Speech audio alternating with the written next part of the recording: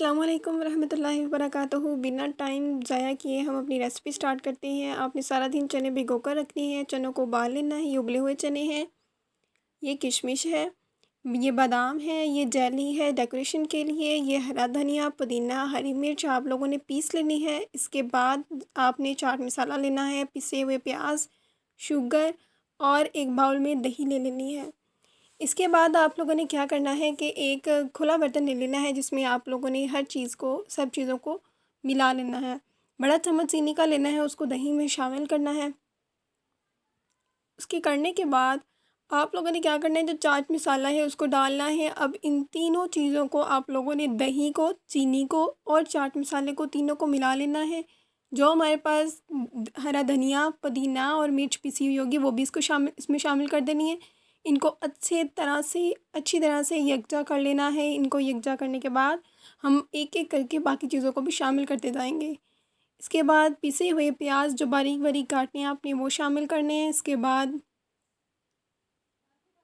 किशमिश डालें। किशमिश डालने के बाद आप चाट में बादाम डालें। मेवा आप अपनी मर्ज़ी से ले सकते हैं। इसमें जितना ज़्यादा ये हम किशमिश और बादाम डाल रहे हैं इसकी वजह से बहुत अच्छा टेस्ट आता है। इसके बाद हम लोगों ने चने ले लेने हैं दही के हिसाब से।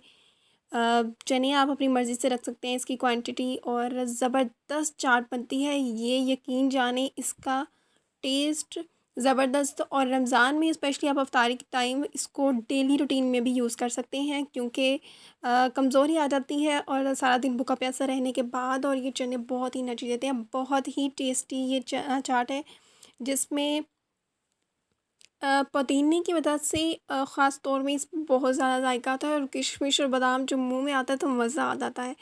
आप लोगों ने लाज़मी ट्राई करनी है, और ट्राई करने के बाद हमें लाज़मी बताना है कि आप लोगों की जो चने चाट है वो कैसी बनी है।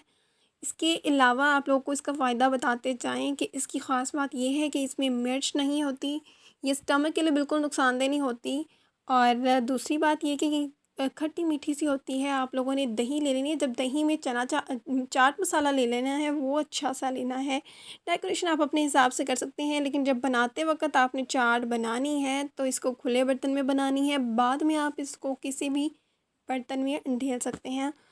और आप लोगों को इसकी स्पेशल बात बताते जाएं कि चना चाट की बहुत ही अहमियत है, यानी इसके बेनिफिट्स बहुत ज़्यादा हैं। ये एनर्जी देती है, ये आपके डाइजेशन को कंट्रोल करती है, ये प्रोटीन देती है, आपके वेट को कंट्रोल रख सकती है, आपके डाइजेशन में हेल्प करती है। इसके अलावा चना चाट में जो हमने इस्तेमाल किया है हरा धनिया और पुदीना, ये बेस्ट हैं कि आपके स्टमक के लिए बहुत ही ज़बरदस्त है। स्टमक और स्किन के लिए हरा धनिया आप लोगों की स्किन के लिए, डाइजेशन के लिए ज़बरदस्त है।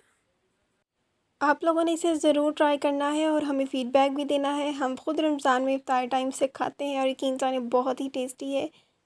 रमज़ान में इफ्तार टाइम ऐसी चीज़ें खाने की ज़रूरत होती है जो हमारे स्टमक को बिल्कुल नुकसान ना दें और बहुत ही हेल्पफुल हो हमारे लिए। और इसमें सब्ज़ मिर्च सिर्फ जायका देती है अपना बहुत अच्छा सा, लेकिन मिर्च बिल्कुल नहीं होती।